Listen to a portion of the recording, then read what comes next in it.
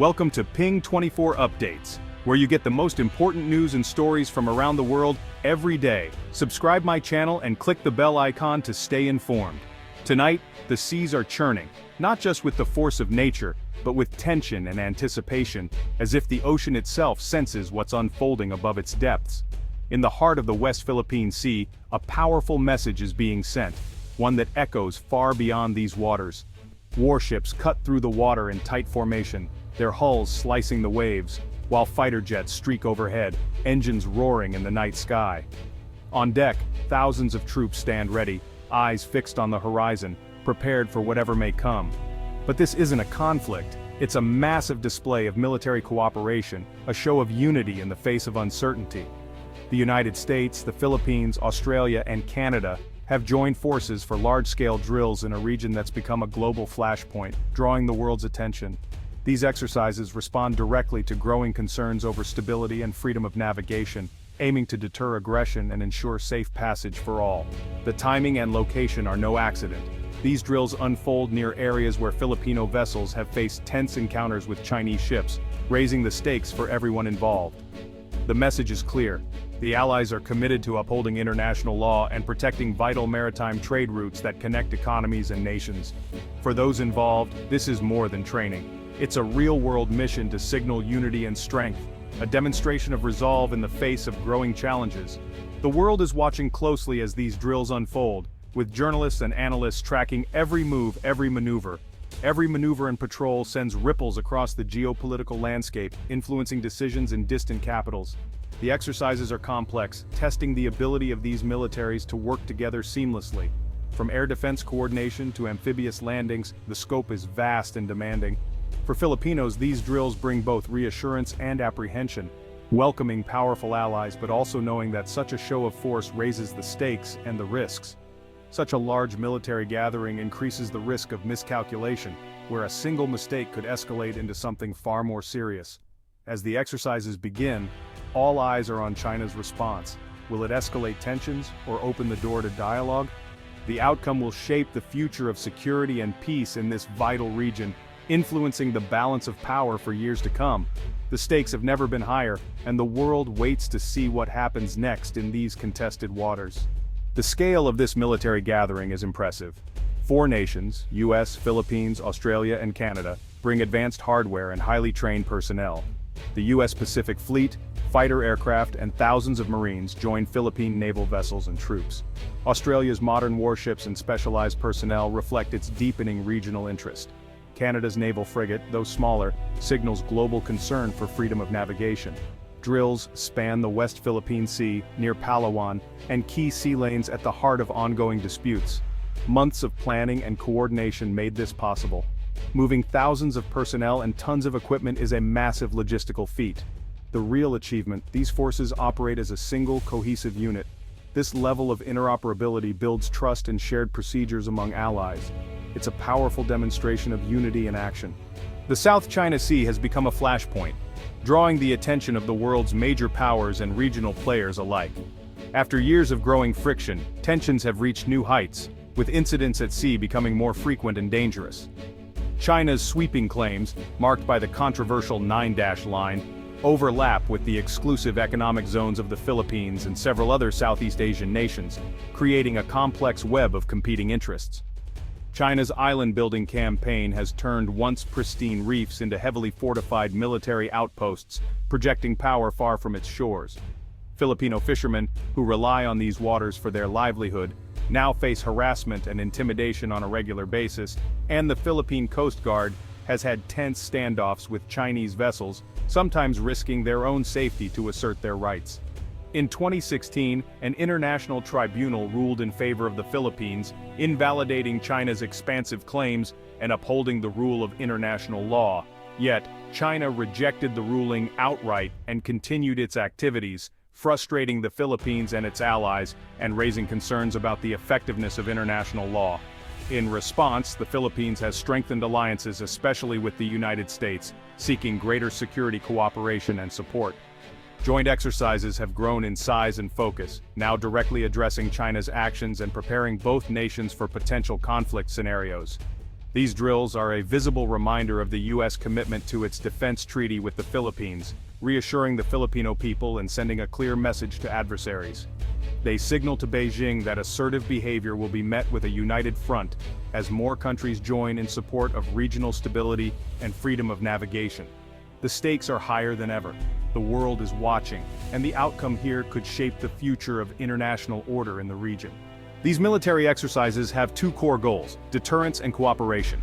By showcasing combined might, the Allies send a clear warning. Any attempt to change the status quo by force will be costly. Advanced warships and fighter jets operating together are a powerful deterrent. Equally important is cooperation. Modern military operations demand seamless teamwork. These drills build interoperability. Filipino pilots communicating with American controllers, Australian warships sharing data with Philippine vessels. Realistic hands-on training hones these skills. Activities range from command post planning to live fire drills and amphibious landings. Each exercise tests a different aspect of joint operations, from strategy to tactical coordination. The goal: a credible, unified defense posture. These drills aren't about provoking conflict, they're about preventing it.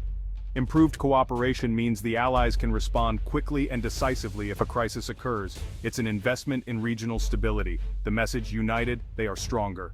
Today's military cooperation between the United States and the Philippines is built on a foundation of decades-old treaties and evolving agreements that have shaped their alliance over time.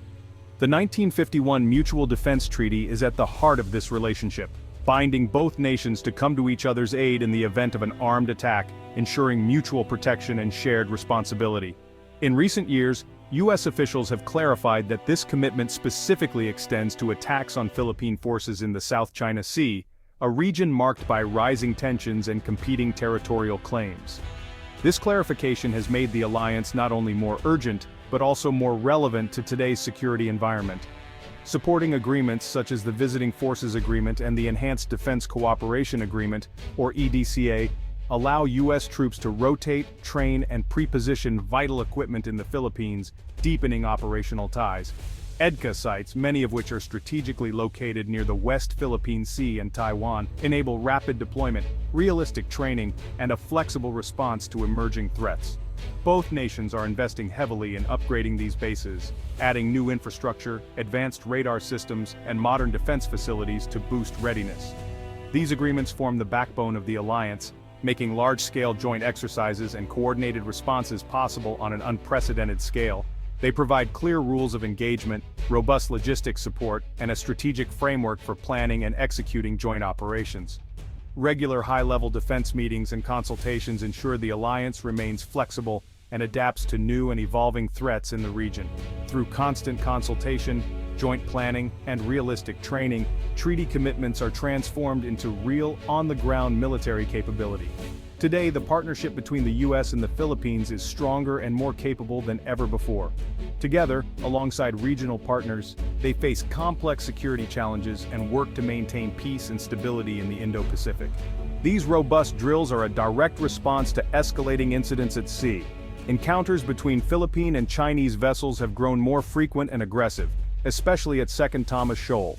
Chinese ships have blocked resupply missions, used water cannons, and caused damage to Philippine vessels. Scarborough Shoal remains another flashpoint, with Filipino fishermen harassed and chased away. The Philippine Coast Guard has increased patrols, leading to more standoffs. These incidents highlight the real, daily challenges faced by Filipinos asserting their rights. International condemnation has followed, with allies voicing support for the Philippines. The drills show solidarity and prepare the Allies to protect Philippine vessels in real-world confrontations. This year's exercises are among the most complex ever. They cover everything from coastal defense to high-seas naval warfare. Joint maritime patrols assert freedom of navigation and practice coordination. Coastal defense drills focus on deploying anti-ship missiles and simulating attacks on hostile naval targets. Amphibious exercises train Marines to storm beaches and secure objectives in strategically vital locations. Air combat, special operations, and humanitarian response scenarios round out the training. The goal: perfect coordination for any contingency, from conflict to disaster relief. These activities make the alliance more flexible and resilient. The forces are ready for whatever comes next. Australia and Canada's growing participation is a critical development. Their involvement shows that concerns about China's actions extend beyond the region. Australia brings advanced warships and aircraft, signaling its commitment to Southeast Asian security. Canada, as a Pacific nation, sends a warship as part of its Indo-Pacific strategy. Both nations' presence is a strong political statement. A broad coalition supports a free and open Indo-Pacific. Their participation transforms the drills from a bilateral to a multinational effort. This minilateralism adds layers of deterrence and flexibility. For the Philippines, these partners broaden its security network. The international consensus against coercion in the West Philippine Sea grows stronger. Unity is the Allies' greatest strength. China has condemned these multinational drills, calling them provocative and destabilizing. Beijing accuses the US of building a NATO-like alliance to contain China. China insists disputes should be resolved bilaterally, without outside interference. In response, China is likely to increase its naval presence and may conduct its own exercises nearby. The risk of miscalculation or unintended incidents is real. Close encounters could escalate quickly. China may also use economic and diplomatic pressure against participating countries. Its gray zone tactics, using maritime militia and non-military means, add to the tension. The key question: will these drills deter aggression or fuel escalation? The Allies believe unity prevents conflict, but the risk of a forceful Chinese response remains. Navigating this balance, showing strength without provoking war, is the central challenge. The peace and security of the region hang in the balance.